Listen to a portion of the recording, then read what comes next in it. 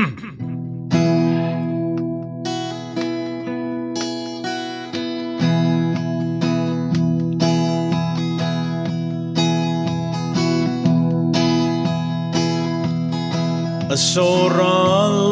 tiang leitlang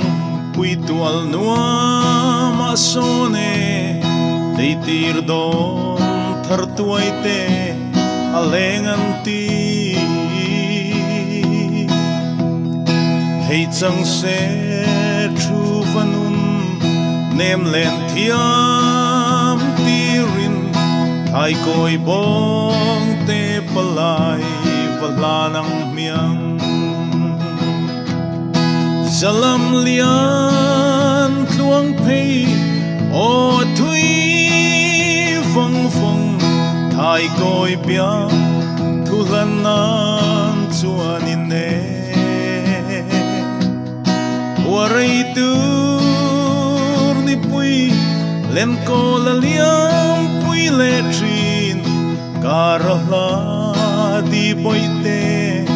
o kalung aleng phong phong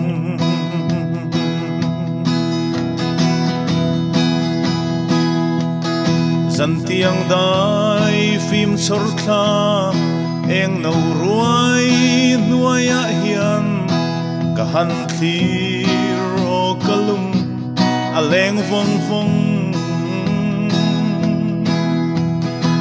o dam ten zan mu lâu vật ching ta la ton mang lam ma tal hin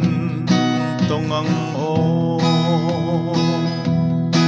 zalam lian thuang pei o thui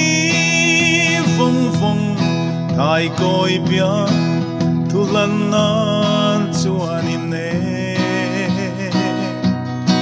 warai tu pui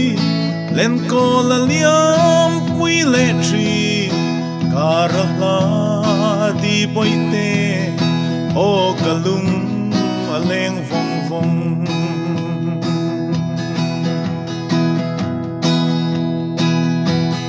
zo bom sia thing paran lo vul si usia we kei ka don thar tuai te ba sam kha moi an yang zo ne mo ka to na hianin tru vasia thing zar loi ilo yang e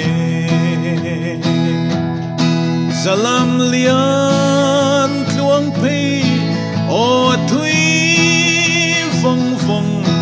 ai koi pia Tuhan nan chuan in ne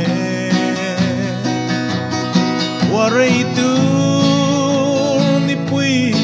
len ko la liam pui le trin karahla di boite o kalung aleng phong phong karahla